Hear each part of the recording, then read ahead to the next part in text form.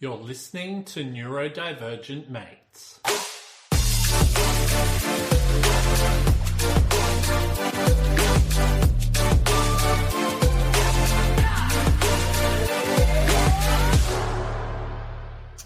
Hello and welcome to another episode of Neurodivergent Mates. I'm your host, Will Wheeler, and today we're going to be covering some really awesome stuff. So universities, neurodivergent, and the future of neuro-inclusion with Cas Guerra. Did I pronounce your name all right? Yeah, it's Guerra, but it's good and it's good in the way that I know that I pronounce it very accented, so you're all good. It's just usually before I come onto the podcast, I'll go, hey, just so I get it right, how do I pronounce your name? But I completely forgot today because we're in the middle of a chat, all of that type of stuff. But how you going? What's going on? I'm good, thank you. It's been a busy week coming to the end of our trimester, so it's been pretty good, but really excited to sit down and have a chat. Yeah, no problem at all. Look, what we'll do, I'll do a little bit of housekeeping and then we'll get stuck into all the awesome stuff that you've got to share with us. So before we start, I'd like to just do acknowledgement of country here. So I would like to begin by acknowledging traditional custodians of the land from which we gather today. I pay my respects to elders, past, present, and emerging and extended. I didn't actually put all the rest of it in there, but that's going to be towards Aboriginal and Torres Strait Islanders there. Now, some other things as well. If you haven't already done so, please subscribe, like, and follow to all of our social media pages.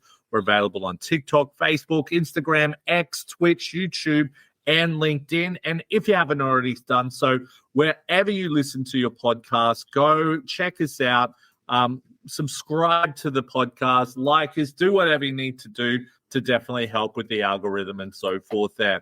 Now, if you haven't already done so, please check out all the work we're doing at neurodiversityacademy.com. Got some really cool stuff happening there. And make sure you subscribe to our emailing list. All right, we've got some great stuff happening in the new year. So please make sure you check out that there. Now, just a heads up, I don't know if we will, if this will be really too hard hitting, but just a warning, some discussions may be triggering. If you need help, reach out to a loved one or call emergency services. We're not doctors. This is the space for sharing experiences and strategies as well. Now, while we're going through the live presentation here, or not a presentation, podcast, I should say.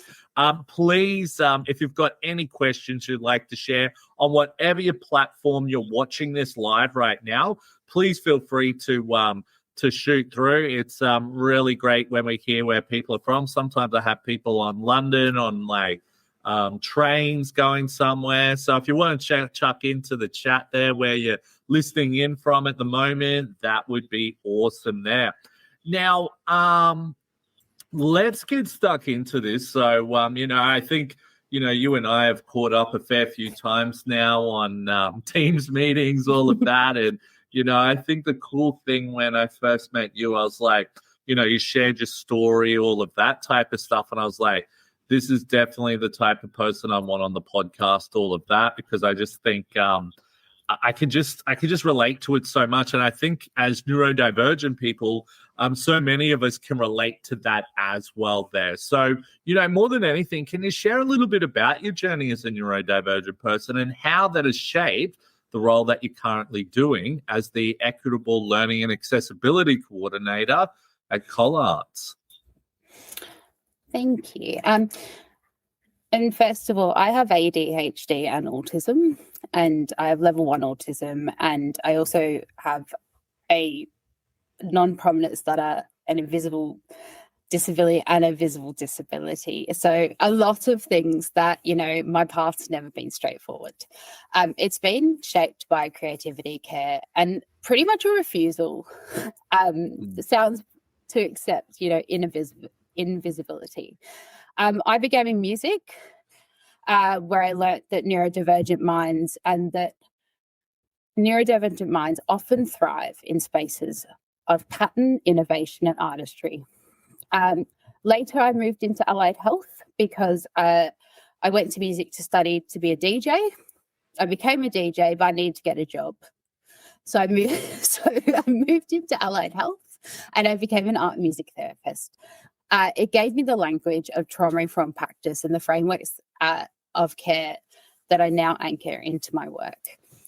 I did have a mid-career crisis. I lived quite a time over in the UK. I loved it. I absolutely loved it. But a moment of reckoning when I realised the systems around me universally weren't built for people like me, and the representation was missing in these spaces that I cared about. Sorry, can I just jump in there for a sec, right? So in the UK, especially being a DJ, did you go to the Ministry of Sound? I did.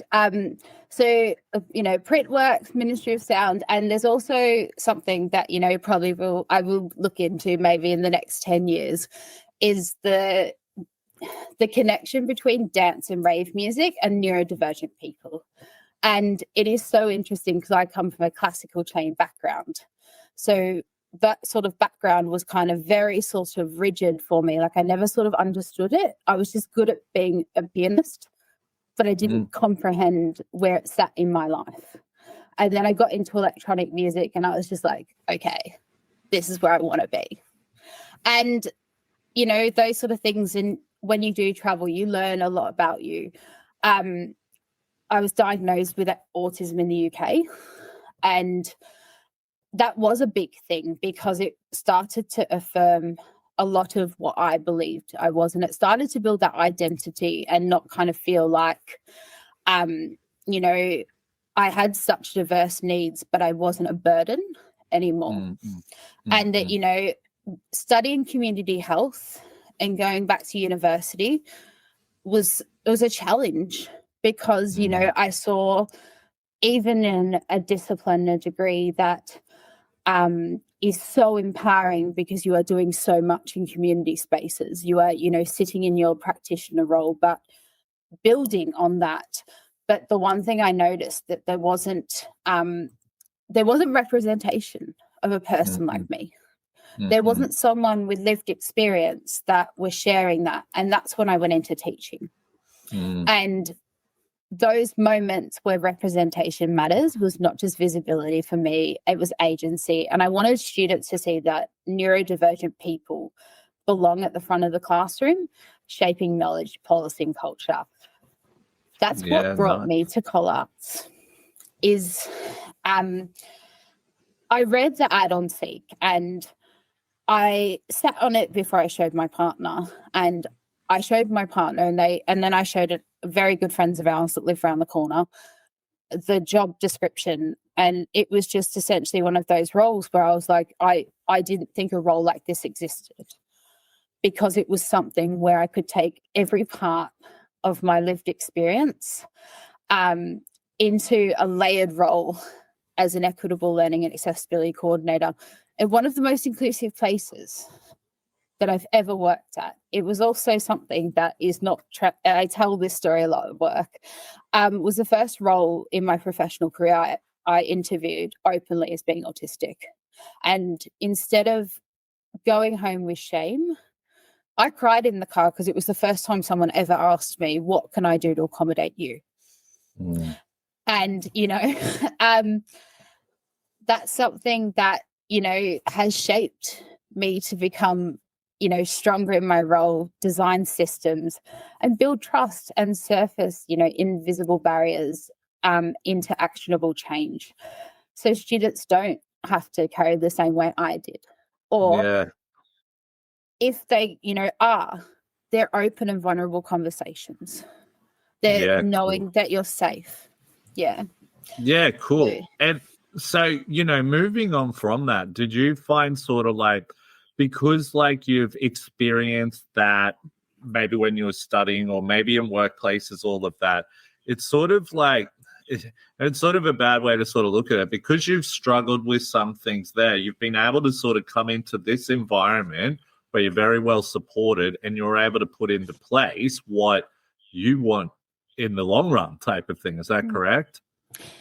The agency in that statement is so powerful, because I know that there is a lot of work in a lot of higher education and university spaces where I do feel supported. I know there's a lot of work to come as well too, and I think it's wild.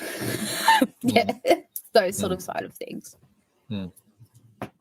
Yeah, no, that's cool. That's cool. Sorry, can I just go back to your DJing type of stuff, right? And I'm always interested in certain things in regards to, especially neurodivergent people in pretty loud sort of places. I would say a nightclub could be the sensory overload would be pretty crazy at times. So how did you deal with that type of stuff? Like, was that a burden, or I don't know. It's interesting because it's like sometimes I just feel with some neurodivergent people that we are able to sort of put up with those types of things, or what was that like for you? It's so funny that you asked this, because I was actually explaining this to someone else the other day who asked a similar question. And I was 16. I was sneaking into nightclubs. I told, promoters and club owners that I was 21. And I would basically just go there, play, and sit in the corner. And I didn't realize until I went through my, actually studying allied health and that sort of side of things, that it wasn't just me being weird. It was just, I was so overstimulated that I would shut down completely. And, those sort of things where I just, but that sort of, say, hour of power or 2 hours of things like that was just like another world. It was like a parallel universe. And then as I've kind of, grown older and things like that, like I still do love going to like Meredith Music Festival, but the earplugs that go in my ears, like are blocking things out. Yeah, I'm not, going things. So it's kind of, as you learn, but it is such an interesting question, because I think it was like, one of those things where I just kind of played and left, or just played and kind of, Oh, so you didn't hang around like you did. I suppose maybe the social aspect of it wasn't probably a thing for you, correct? No. So it's quite funny when you look back on it, and I can look back and laugh on it now, but I also just had no self-awareness of it. Like it was just kind of like, yeah, cool, see you later.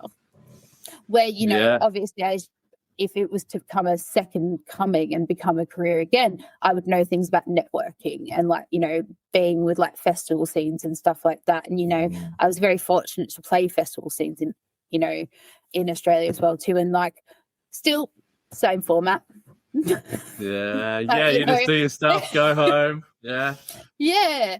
But it's kind of one of those things where you laugh back, and I always say like, there's always been signs. Yeah.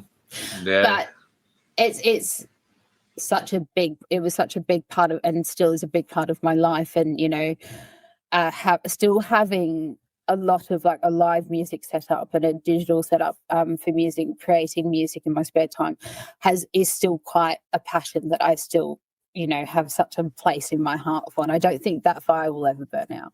Yeah. Maybe so going to the clubs on the weekend but yeah. Do you have like your deck set up in your room where you just quickly get on and have a bit of a play around? It's a little bit more extreme than that. It's kind of more just having like a whole music setup. So I have cool. MIDI keyboards and like drum pads and like different types of instruments and stuff as well too. So it's a world of things. And it's probably like a getaway for you, right? Like you can just probably, maybe when you are, I don't know if you're feeling burnt out or anything, you can just sit there and just maybe focus on that. I don't know how it all works. It's very intricate, but very simplistic at the same time. And it's just one of those things that is just so great. And you kind of like shift your mind, you shift kind of things that are worrying for you. I have an amazing partner who is a brilliant musician as well too.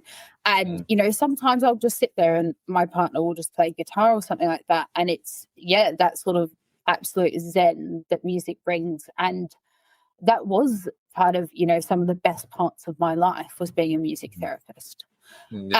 Because you're constantly regulated, and I worked in, very high risk environments, but, with really fantastic outcomes.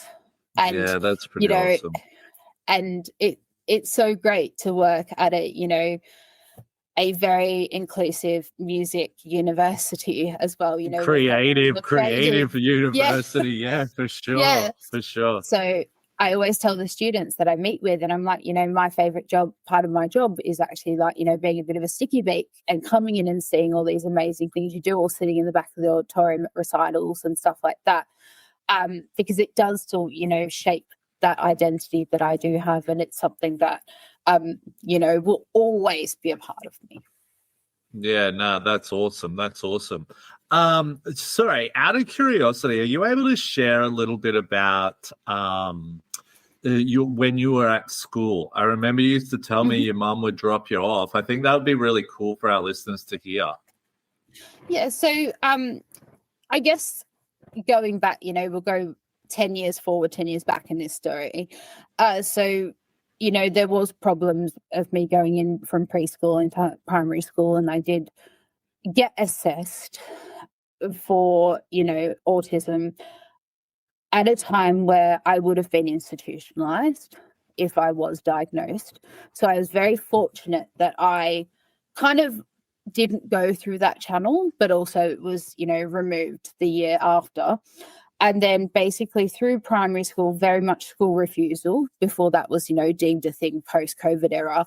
And then going into high school, around about year 9, year 10, I just kind of not gave up, but I would go into classes, not have that developed self-awareness, and I would just kind of go into class. And if I already knew what was the teacher was teaching, I would just leave. And it got to the point where I was just so bothered by being bored at school. I would get my mum, and hi Lainey, would drop me off, and I'd walk through the school and then just walk home. I'd catch the train into Flinders Street and I'd go out to the city in the day, 15, not an absolute clue of the world, and just, go from there. And that was just one of those things that I just could not grasp why I had to be there. And your parents didn't know for a while, yeah? No, so they didn't know for, I would say, maybe a few weeks, and basically got expelled, sent home. And because I got caught in as I was sort of skipping school, and basically, got expelled and that too. And yeah, basically just would do it every day for a couple of weeks, come home, take my school uniform off, and then just pretend I'd walked home. And yeah, got caught. Obviously, my mum drove me back down to the school and was just like, you can't expel my daughter, where's she supposed to go? I was very fortunate having both parents that are academics, that my mum in the secondary school system knew how to kind of work around me being in some sort of school. And very privileged to have that sort of insider trade knowledge. And I did sort of still get expelled, but I was allowed back in one day a week just to do a core subject. And then basically I was very fortunate. I got to study audio production at, would have been maybe 15, 16. That sort of, set me up on that trajectory, even as a school leaver. Yeah, so, you wouldn't get those sort of outcomes now, but it was kind of a bit of a wild ride putting me through any sort of school system. I reckon. I think it's just such a story that so many of us can relate to and so forth there. But you know what? Moving on from that, from your perspective, and I think this actually flows into it well, from your perspective, what are some of the biggest barriers neurodivergent students still face in universities and creative institutions today? And it's such a great question, and it doesn't get asked enough. And I'm just going to say that first. It is. It's the invisible labor or self-advocacy, rigid systems, stigma and misunderstanding, and fragmented support. So, students are often expected to repeat, explain, justify, defend their needs, and it's exhausting. It's inequitable. Rigid systems like processes like assessment deadlines, attendance requirements, disclosure, which we, obviously can expand on a bit more, because there's obviously inflexible pathways. There's little room for diverse ways of learning or being. And, one of those things, neurodivergence is often seen as a defect rather than strength. And that sort of, goes into that fragmented support where, like, there are accommodations that exist, and this is universal. It's not sort of, aligned just to us. It is universal. And, the accommodations do exist, but they're reactive. 9 times out of 10, if an accommodation's made, it's because something's happened. Yeah, exactly. And that's the hardest part. And, I've experienced it in my own postgraduate studies and that as well too, where, I did the right thing. I asked for the help.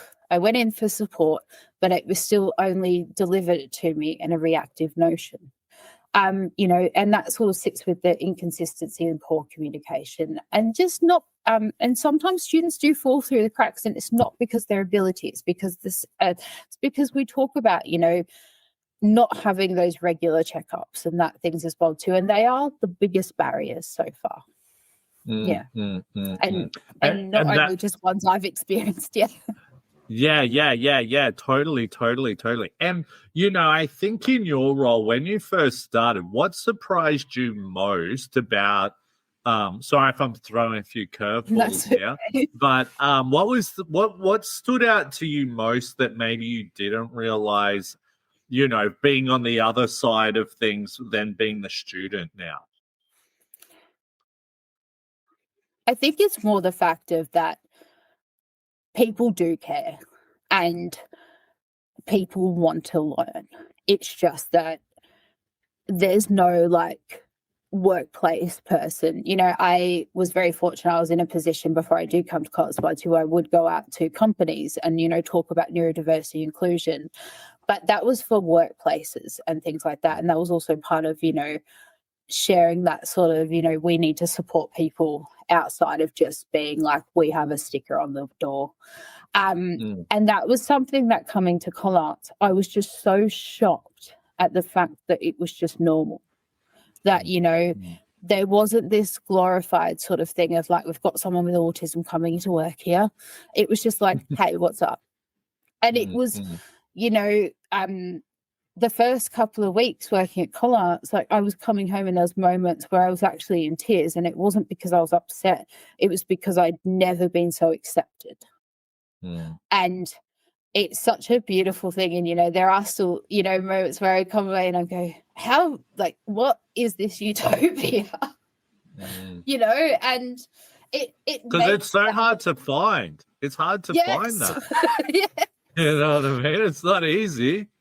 No. And it makes, even on the darkest days, and we all have them, it makes those moments better because you can come back through it. And, those sort of examples, and a fantastic, working on a fantastic leader, and, having a leadership team that cares. And it's no longer like a TED talk on what everyone's doing wrong. It's a collaborative project. And that's the way things should be. And, and across the whole sector. And it should Yeah. It shouldn't be just you guys are doing it right. It should. Well, look, I think what it will probably be is that we need organizations to set the standard, right? And then once that standard's been set, really lead the way and really help others to be able to do the exact same, if that makes sense, 100%. And I think yeah, totally.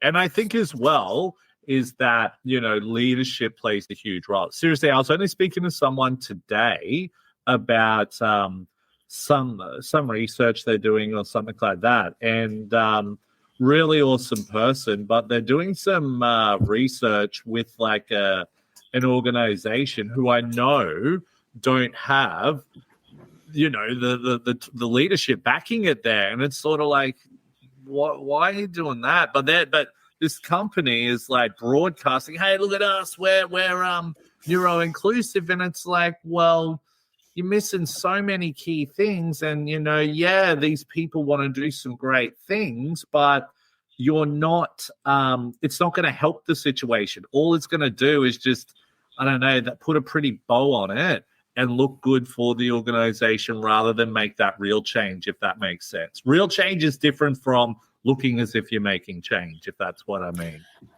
Yeah, and I think that's kind of where I say the kind of sticker on the door. Yeah, exactly. Is, it's kind of like one of those things, and that is 100%. And, it doesn't have to come overnight. It has to just have, something that I was told in my studies in health was I had a lecturer that I think probably hated me, but still passed the subject. And they explained the terminology of like a speck of sand in the beach is still an impact. You don't have to have sandcastles straight off the cusp, Yeah, exactly. And it's just something that, even in my teaching, I've said it to students now. When you start, looking at the specks of sand, you'll start to see the whole beach. Mm-hmm. And, it probably one of those things that didn't hit where it was supposed to when I was told it, but something that has kind of, I've kind of taken my own version of it.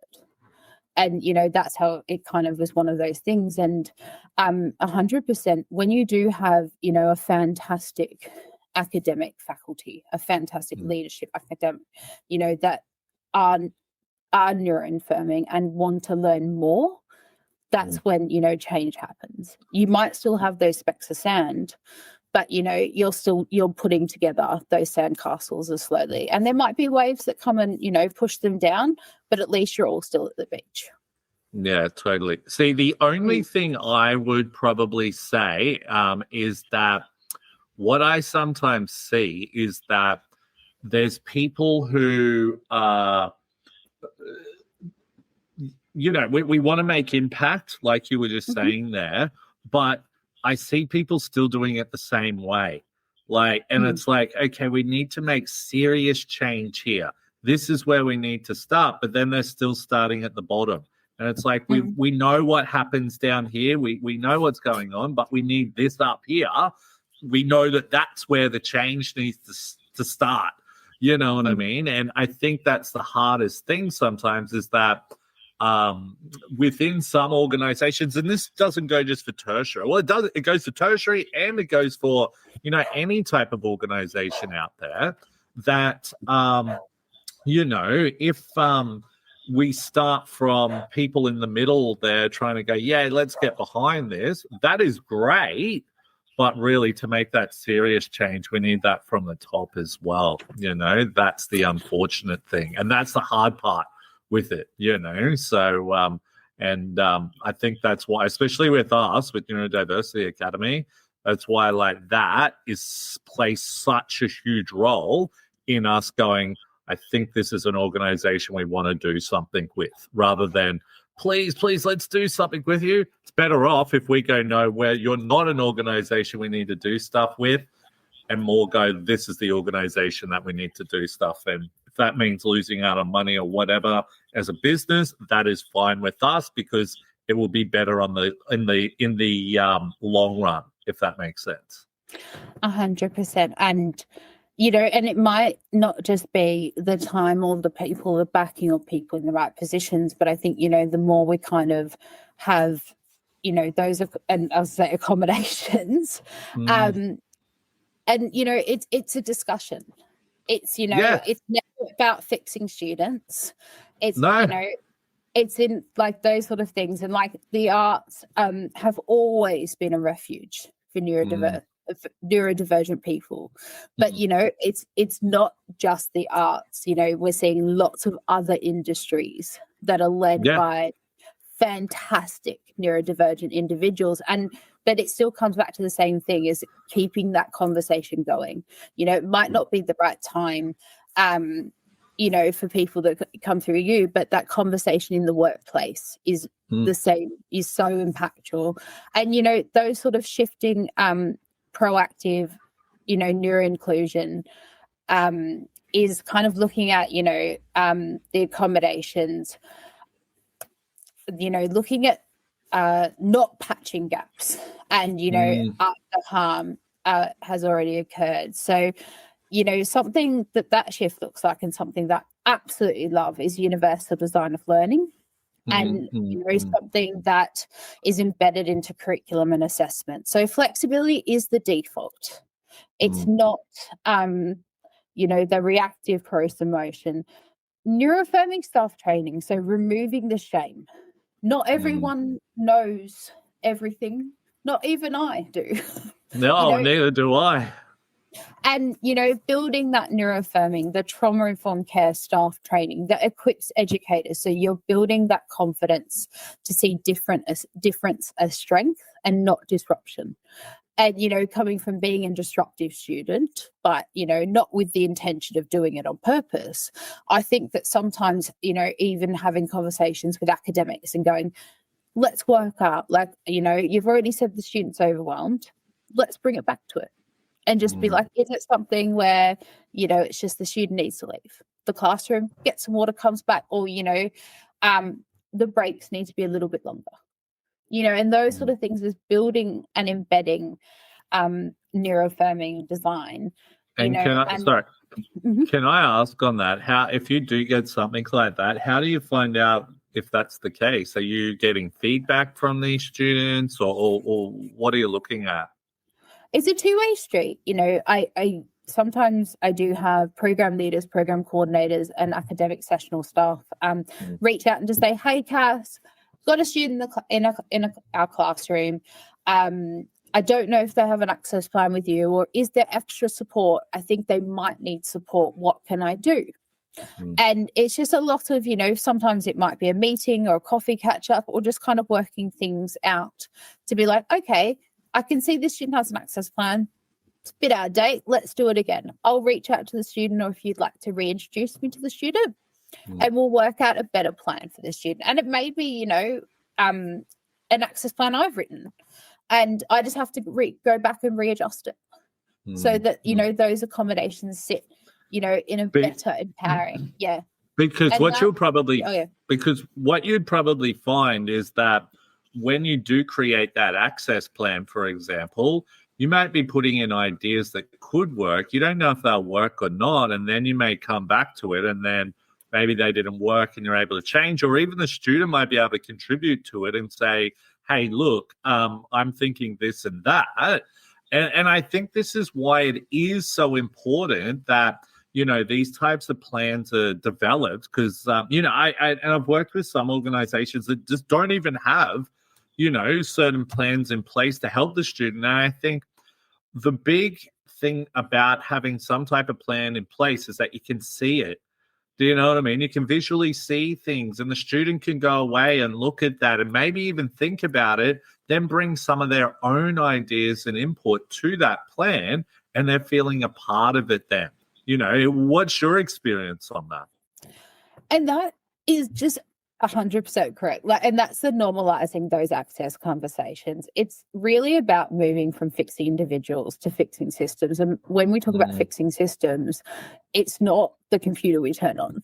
It's the, kind of looking at the way we use inclusive language and having those normalizing access conversations. Like when we model openness about our own needs, and, students feel safer to disclose them. So when we use real world examples, instead of, showing a VHS on, neurodiversity 20 years ago, we're saying, hey, I understand where you're at.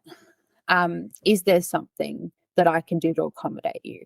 Is there something that, having the fact that, I get to do a presentation to some of our stage 1 students that is just basically like, here's my dog. I have autism and ADHD. Here's my email address.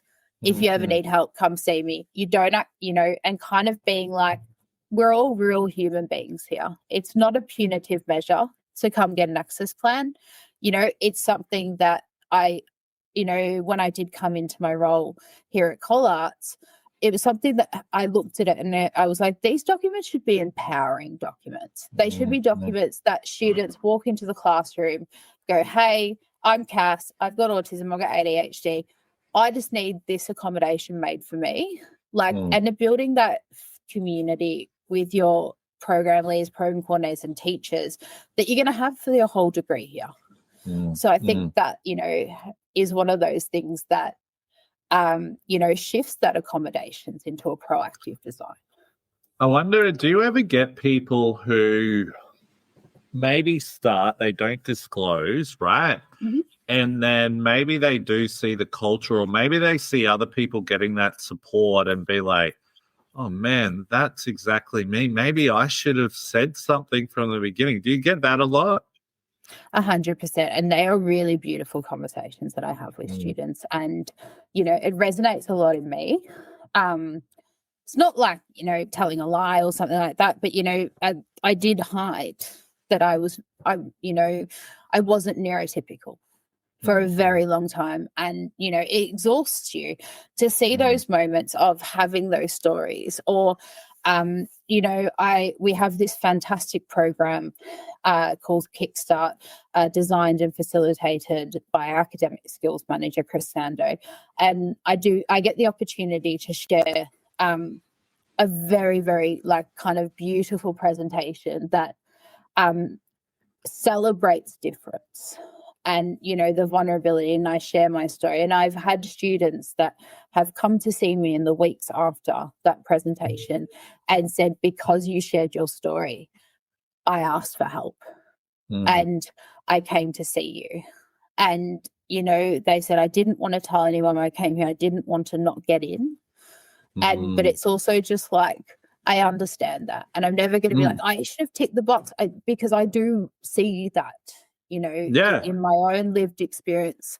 But having people, you know, say it was what came to see me, and you see those students, you know, 6 months down the track and they're thriving, you know, they're getting on with their studies. They're able to, you know, speak freely or leave the classroom, and, you know, they don't have to explain, but also we're adults, you shouldn't, but you know what I mean? Like, you know, it's something simple as writing an access plan and being like, you know, this student will be leaving the classroom without, you know, word or things like that, just to give a heads up. And something as simple as those accommodations, or for an online student, it's a faculty meeting with them and their support team, just to say, hey, what's up?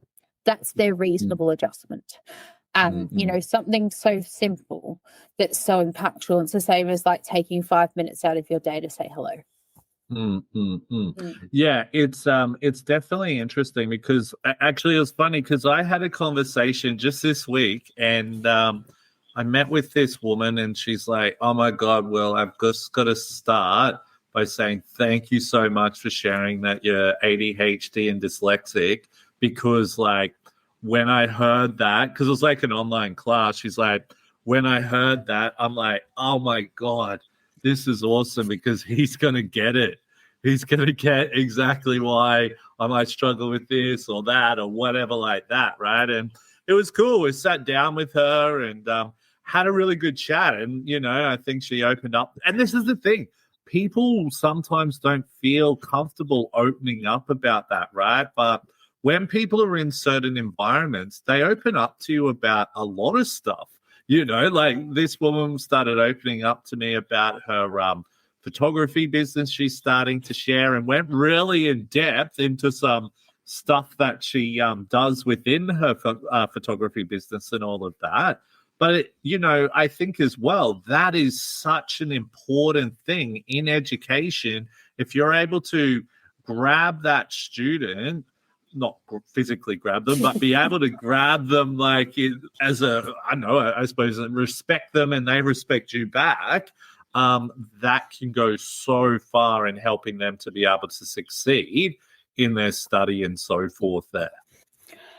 And it is 100%. It's that it is by far the best part of my job is, you know, being on campus and seeing those students and having them approach me and, you know, share those moments. And, you know, we do have a fantastic 2D animation student that was actually the first student I met with when I started at Collarts, and I met with them and their mum. And, a student that is so fantastic. And, even today just came up, I saw them at our Cromwell Street campus and they gave me the best hug. And those moments, is just what makes that community. And, having that of knowing and seeing their eyes light up when they came with their mum. And I said, I also have autism as well. And yeah, it was just that sigh of relief. Yeah, for sure. And do you ever find that, this person does come with their mum and all of that type of stuff, right? Do you find towards the end of, say, their study period, when they've maybe gained a lot more confidence and all of that, mum isn't such of a, not that she's not a big thing in that person's life, but maybe that person's able to be more independent and things like that? Because of the support we set out for the student at the start, mum didn't even come to orientation. Oh, well, that's a good thing, right? But I always say, I'm like, if it's something that, building that psychological safety and that trust as well too, like, I'll be there at the front with all the mums, just to make sure, we can probably go for coffee across the road, but, that sort of building that community, because sometimes that is the hardest step, is stepping outside of your safety net. I remember when I first went to university, I don't know how I got there on my own, but one of the most terrifying things I've ever done in my life, it was before Google Maps. I think I had a hip top phone with no maps or anything. Yeah, crazy. Now, moving on from that, what are some examples of changes Collarts has made or is working towards that you've you've seen generally impact neurodivergent students' experiences?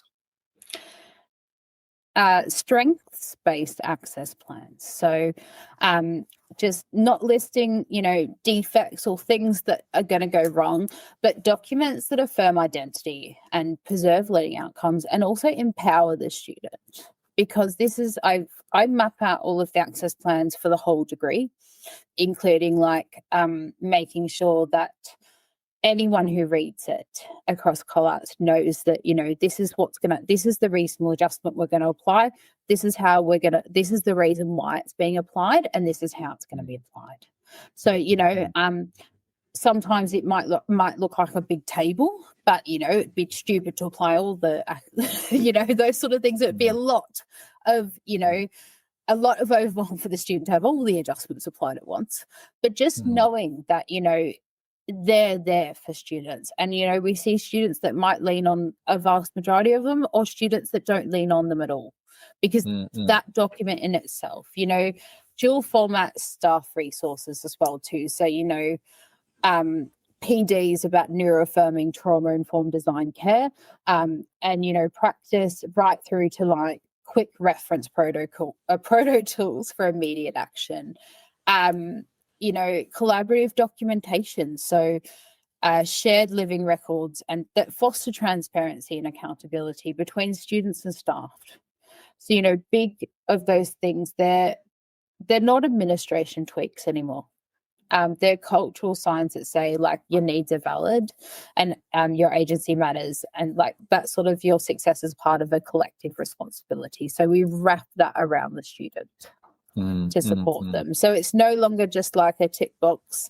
It's just basically, here's your 360, and it's all of us that are here, from our fantastic admissions team that enroll you as a student, right through our, student services, frontline, And do you work in with the admissions team a lot as well?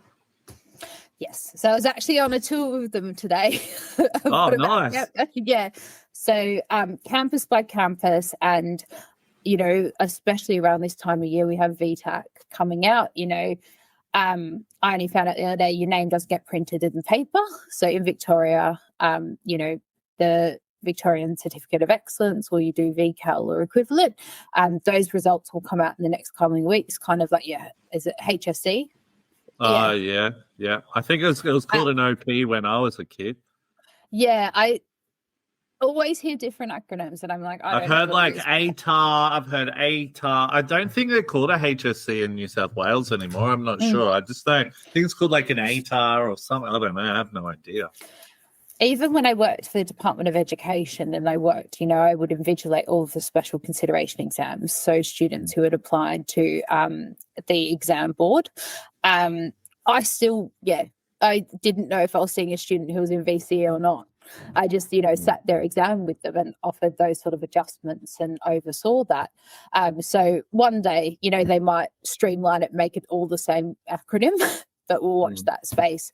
Going around the campus and showing new students and working with admissions. I also work quite closely with, students that when they do enroll through admissions, they do have a private form and they get asked, do you have a disability or further requirement? And then you have the opportunity, if you would like to, there is no pressure to tell us what barriers you will potentially be facing. And I work with the admission team to reach out to those students before we do commence the trimester and, offer that support, or just even a check-in or a conversation, or, mum and dad on the phone, booking private tours, or just explaining that there is support. Working missions is quite beautiful in that sense because it's, for students that have full support teams. So we know there's going to be support workers on campus and things like that. Sitting with parents and that and explaining, this is the support model, these are the people we're going to reach out to. But, having support workers on campus is so fantastic and so fundamental because, it brings that joy of having students that may never have been able to sit in a traditional university setting still be part of such a bit of that creative industry. And I always welcome it whenever people put their hand up at any, information sessions or stuff like that. The question is always, can I bring my support work? And I'm like, always welcome. Yeah, that's awesome. Hey, out of curiosity, which campus are you situated in? Are you in one of them or? So I am at Wellington Street 1 day a week, and I work at Cromwell Street for 2 days a week. Okay. I am between Cromwell Street and George Street. It really depends on where my services are needed, or meetings and stuff like that. So, but it also gives me a great, fantastic moment to be across and collaborate with all of the program leaders and coordinators, our frontline staff as well too. Is it so do you have a desk at both of those campuses there? I do. I'm very fortunate that I have a lot of beautiful people that I work with, especially at Cromwell Street, where there's always space and there's always a desk for me to work, and I do have a permanent desk. Good. Yeah, that's what I was going to say, because if you're like changing all the time, is that really difficult for you? But if you've been given like a permanent desk, that must be so much better for you.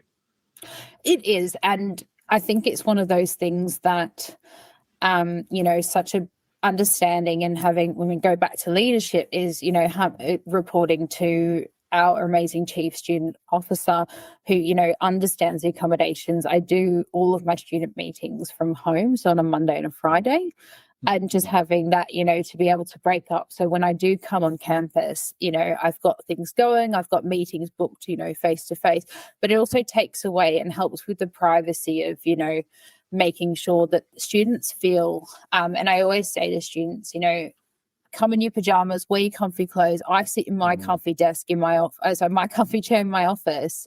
We're normalizing support here. I'm meeting students where they're at.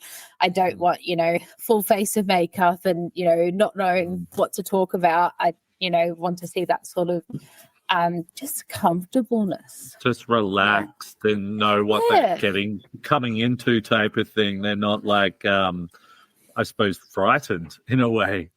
100%. Stressed. Yes. I think that could be the word, stressed. But it's quite interesting when you say frightened, because that's, there are students that say that. There's, of thing. I didn't know what to say, or that as well too. And that's why I'm just like, that normalization of like, come in your pajamas. You don't have to have your camera on. It's a phone call about you and how you learn and what barriers that you've experienced before or you're going to experience ongoing. And and that's kind of where you sort of sit in that universal design of learning and proactive shift into inclusion.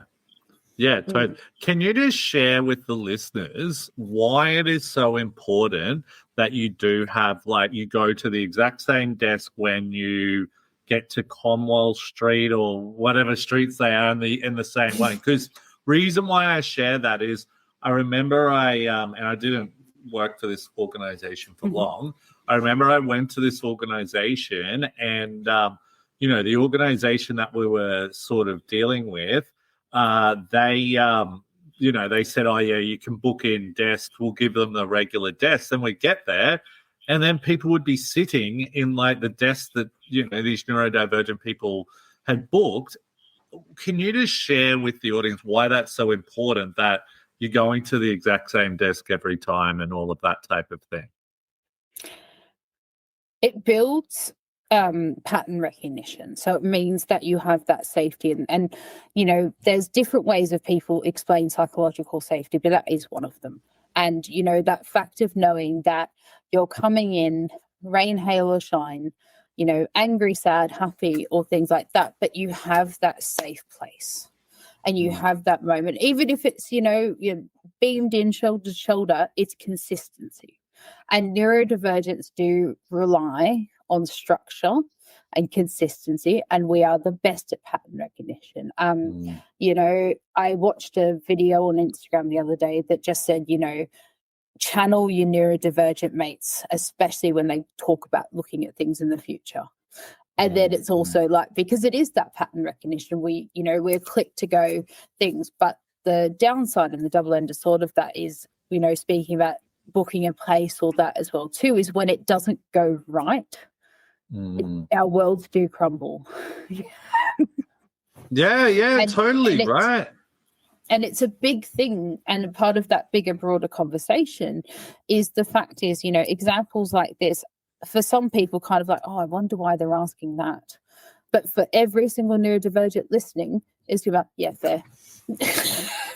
Yeah, totally. It's these, but the thing is, it's not that hard, right? And then I think, like, all they have to do is, and I think this is where as well, like, I've gone into some organizations and all they'll do is, I don't know, train the management on neuro-inclusion, for example, right? So the management know, okay, maybe this is what this person needs or what that. But then the other people in the team come in, sit in the desk that someone else's, that neurodivergent person's desk, all of that. They have no idea why that is so important that person sits there every time. Then that neurodivergent person comes in, kicks up a stink, looks like an idiot because they're looking like they're unfair, all of that, where, I think this lack of communication and understanding can be a big contributor to making people like us look like idiots at the end of the day when it's not our fault at all. The word difficult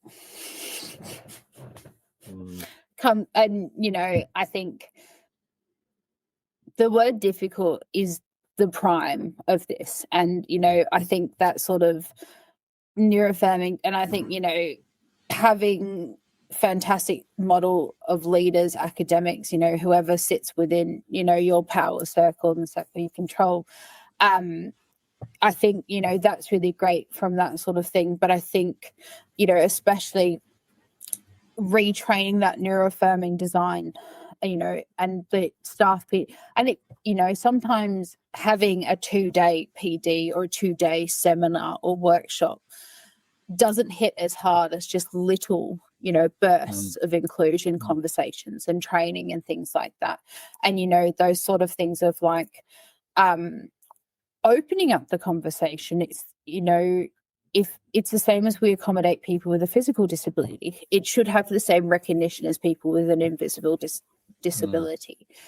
And it's just something that, is on the works. And it's, you do see a lot of things pop up on, emails and lists that you've subscribed to, like, the conversations are happening, but is sometimes, it is something that everyone does need to be on board, so that we do remove the word difficult and, difficult and over the top, or like just manic and those sort of words out of our vocabulary. Or if we are going to use them, we use them for what they're used for, not to describe people with who are neurodivergent or, have any sort of other requirements. Like we should be treating disability the same across every form of disability. Totally. We are getting to the end, so I'm just going to skip a few questions because it's been a really great chat. But and look, we only have all the questions there just in case we need them. Sometimes we go off on a tangent, and that's really good.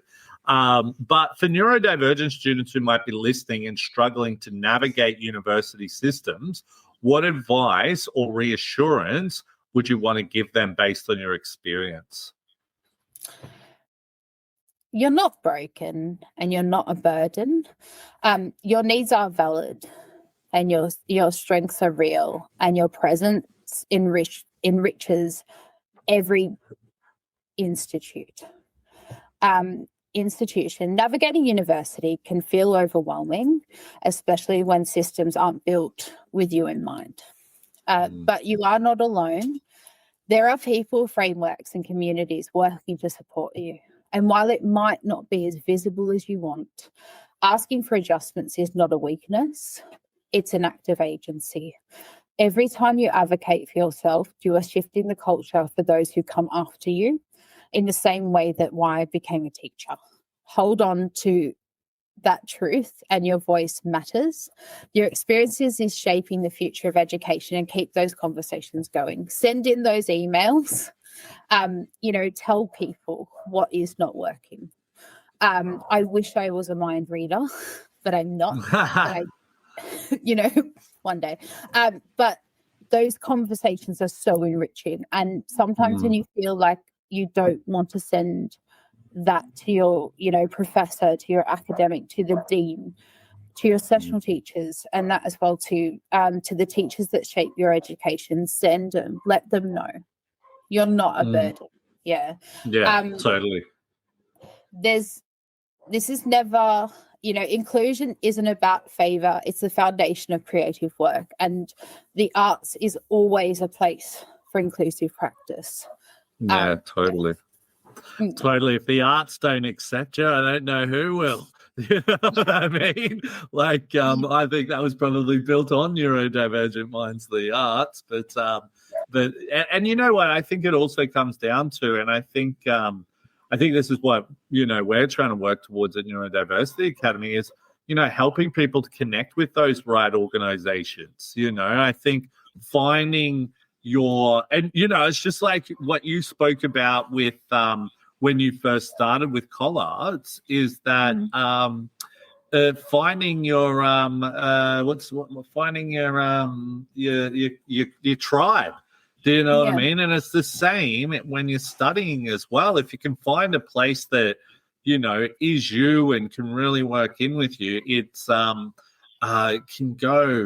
can help so much. You know what I mean? But pretty awesome stuff there. But look, we're pretty close to the end here now. So finally, if people want to connect with you or follow your work, where's the best place to find you, or where should they go to, or what could they do? I was going to say, I don't have the slide behind me with the photo of my our amazing dog Daisy and my email address. Maybe for next time. The best way to connect with me is through the Equitable Learning and Accessibility page on the Collarts website, or you can email me at ELA. So so as in Equitable Learning and Accessibility. So ELA at collarts.edu.au.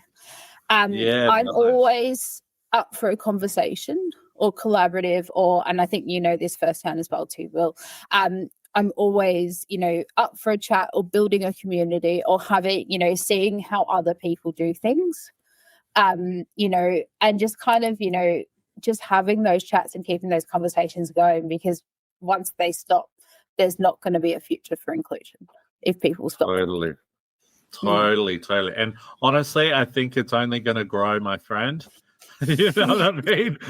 Considering like the numbers, the diagnosis rates, it's only going to get higher. So if these organizations want to ignore that, there's going to be organizations who do take that on board, and that's where, you know, they're going to fall behind. But look, Cas, thank you so much for being on today.